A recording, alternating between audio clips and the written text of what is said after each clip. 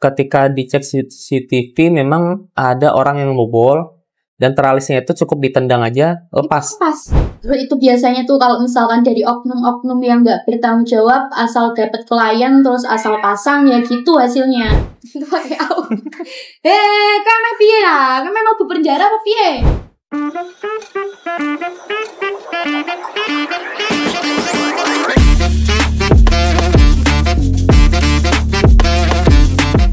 Oke Mas, ini kita lanjut ke segmen selanjutnya nih. Ini kan kemarin kita upload video di TikTok, nah kebetulan viral banget, terus banyak banget Mas yang main.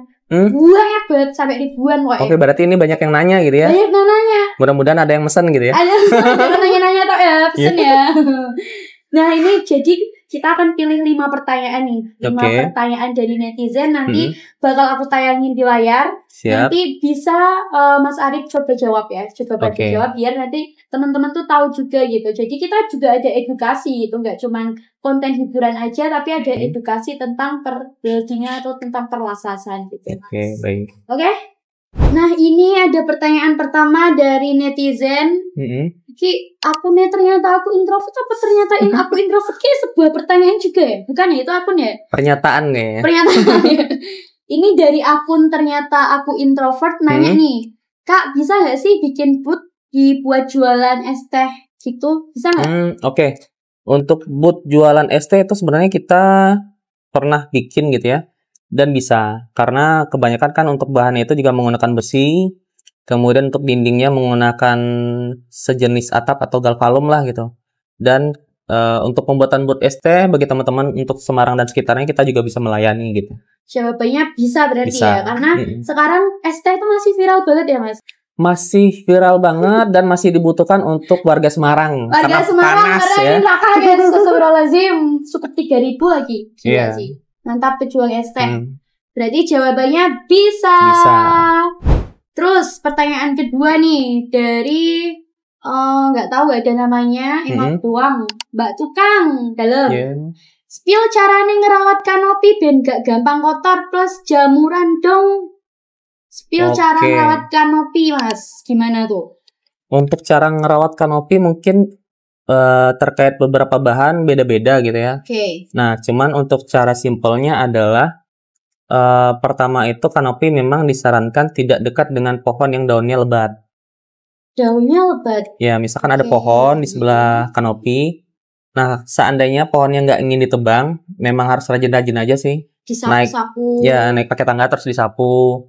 Nah, itu untuk jenis atap yang tidak transparan seperti alderon, galvalum. Nah, itu perawatannya cukup dengan itu.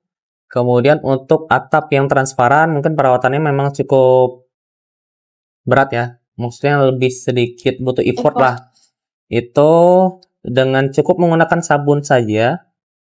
Sabun biasa, kemudian ya dari atas mungkin dipel. Tapi seandainya kalau untuk konstruksinya itu kita ketika rangka kanopi kita diinjak orang di atasnya itu kita memastikan itu aman. Nah, tapi biar lebih safety, kita tidak menyarankan orang untuk naik kanopi ya. Tapi bisa dengan ya disiram dengan air, kemudian sedikit disikat dengan kain pel itu cukup. Untuk kaca juga perawatannya lebih kurang sama ya? Tapi disarankan untuk menghindari cairan asam. Karena kan ada beberapa besi ya, segala macam itu risikonya bisa menimbulkan karat. Berarti tak kira tuh dari dulu perawatan kanopi tuh kalau udah kotor dilepas terus ganti yang baru, berarti enggak ya Mas? Bisa, kalau mau. Dan kita siap melayani. Jadi kalau kalian nggak pengen ribet, nggak pengen repot untuk bersihin, bisa aja langsung copot kanopinya, ganti yang baru. Solusi udah. Terus nih, pertanyaan ketiga dari Mas Ardisar. Ardisar ini jangan-jangan. Mbak, aku pengen masang pagar. Nah, omahku iki desainnya minimalis. Kira-kira pagar koyo apa ya ben omahku ketok elegan. Pagar apaan Mas? Biar elegan. Biar elegan itu. Biar kelihatan kaya. Sebenarnya banyak konsep yang bisa kita tawarkan. Nah, untuk akhir-akhir ini sebenarnya yang lebih menarik, simple, minimalis, elegan, itu kita bisa menggunakan pagar jenis GRC. GRC, materialnya GRC. GRC, jadi GRC itu papan dengan profilan kayu atau semen, istilah lainnya itu semen 3 roda bukan ya? bukan. Jadi bahannya ini lebih awet, tidak mudah lapuk, dan kalau misalkan digunakan untuk pagar itu terlihat minimalis namun lebih elegan. Nah, itu bisa jadi opsi. Atau mau terlihat lebih elegan lagi bisa menggunakan cutting, ornamennya bisa disesuaikan dengan keinginan dan konsep gitu. Nah, itu salah satu opsi sih. Bisa request berarti ya Mas? Bisa request. Oke. Mungkin itu sih untuk opsi rumah minimalis dengan Tapi tampil biayanya elegan. masih masuk gitu Mas? Biaya kita bisa menyesuaikan Bisa menyesuaikan dengan budget konsumen. dengan budget konsumen. Jadi misalkan konsumennya itu, Mas saya ada budget sekian dengan ukuran pagar segini-segini. Nanti kita berikan beberapa opsi yang masih cocok dengan konsep dan juga budget gitu. Oke. Jadi kita tidak harus memaksakan konsumen, Pak ini bagus Pak, pakai ini aja Pak. Enggak gitu. Tapi duitmu 400.000 tok. Jangan. Sebel aku Mas, karena kemarin aku habis ditipu. Ada. Oh, pernah ada juga. Pernah ada, pernah mengalami juga gitu. Pusing aku guys. Mending nabung sih le. Nabung. Lanjut timbang emosi. Ini dari Lukman, digital marketing juga beliau. Okay. Wow. Mbak, rumahku dulu pernah kemalingan. Batu. Nah ini nih. Iya. Gimana caranya milih tralis yang aman biar gak kemalingan lagi? Oke, untuk milih tralis yang aman itu kita juga harus ngelihat dari jenis bahan kusen yang digunakan. Berarti kusen di rumahnya itu? Ya. Oke. Karena kan kalau untuk rumah-rumah dulu jarang kemalingan, tralisnya kuat karena kan memang pemasangan tralis itu langsung ke kusen kayu. Dibaut pun ya udah cukup kenceng lah gitu. Digoyang-goyang pun juga nggak lepas. Nah, kalau untuk tralis saat ini kan terkadang memang ada yang memaksakan masangnya itu di kusennya dan dibaut. Cuma dibaut gitu? Ya, itu kan kalau misalkan kusennya aluminium atau enggak, sekarang yang banyak juga jenis PVC. Nah, itu kan kekuatannya nggak ada tuh.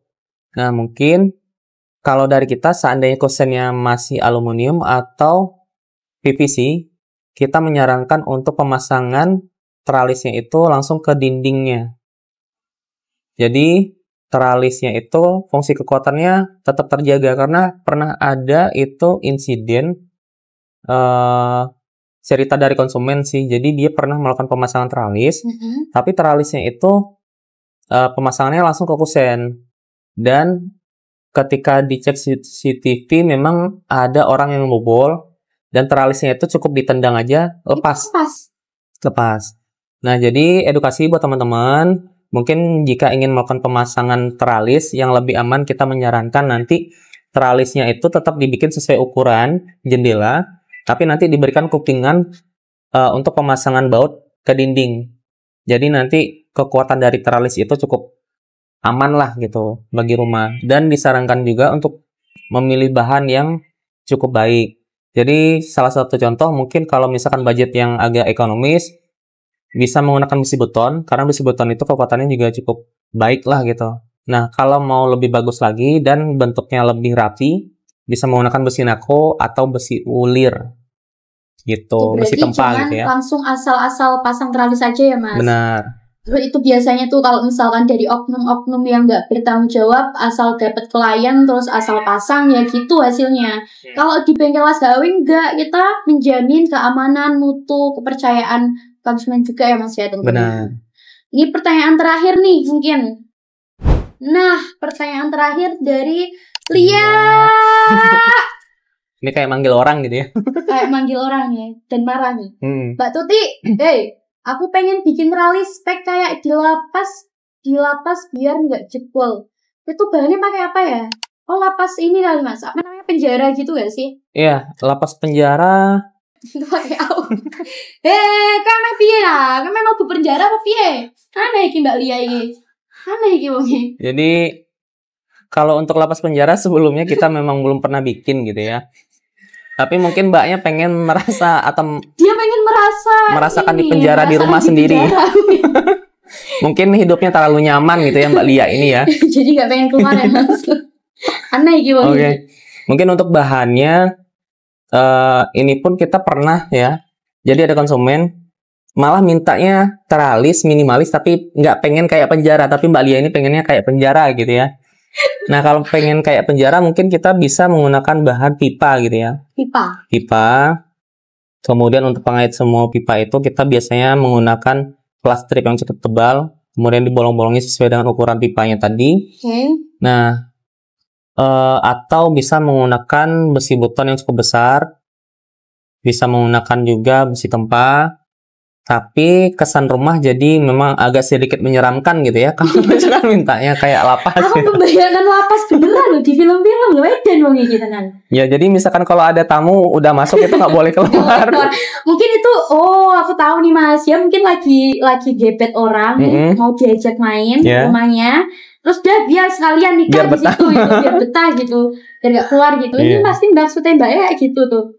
Agak menakutkan ya. Mbak Lia ini. Bisa direalisasikan ya Mas? Bisa direalisasikan. Kowe main gawe apa? Main gawe spek koyo lapas wong ini iso, kandang kucing iso, kandang babi iso. Pernah ya Mas? Pernah. Jadi kita juga pernah menerima permintaan untuk membuat kandang hewan peliharaan. Dan paling bukan mantan, hewan peliharaan. Kita pernah membuat pagar untuk kucing, dan uniknya itu adalah konsumennya itu menyediakan satu ruangan, tapi nanti kita diminta untuk membuat sekat. Jadi sekat fungsinya itu sebagai penutup, jadi ruangan itu sebagai kandang. Nah, sekatnya itu bisa dimasuki oleh si owner ini sendiri. Pernah juga bikin pagar untuk guguk gitu ya, kita pakai bahasanya guguk aja kali ya. Guguk ya, guguk. Kalau misalkan bahasa itu takutnya nanti banyak orang yang marah. Nah itu kita pernah 2 kali malahan. Bahkan ada juga untuk kandang yang anjingnya itu cukup besar. Saya lupa jenisnya apa. Dan itu ukurannya 2 meter kali 2 meter. Nah itu kan cukup besar. Ya itu juga pernah gitu. Oke, jadi itu tadi pertanyaan terakhir dari pertanyaannya netizen ya, gitu ya guys. Ini segmen ini juga sekaligus menjadi penutup episode pertama podcast Tutik atau podcast Tukang Cantik. Nah ini terima kasih Mas Arif sudah terima kasih duduk, juga dingin-dinginan di sini. Ini sangat dingin karena AC-nya ada 15 ya. Jadi sebenarnya tuh kita di sini kedinginan banget. Itu terima kasih Mas Arif. Semoga nanti kedepannya bisa sharing-sharing lagi sama Mbak Tuti dan juga bisa bagi ilmu ke para penonton setia HW. Jangan lupa untuk follow Instagram, TikTok, YouTube semuanya akunnya HW ya guys. Nanti karena akan ada edukasi perihal perweldingan ataupun las-lasan. See you. Terima kasih. Terima kasih Mas Arif. Ya, terima kasih juga Mbak Tuti. Ya.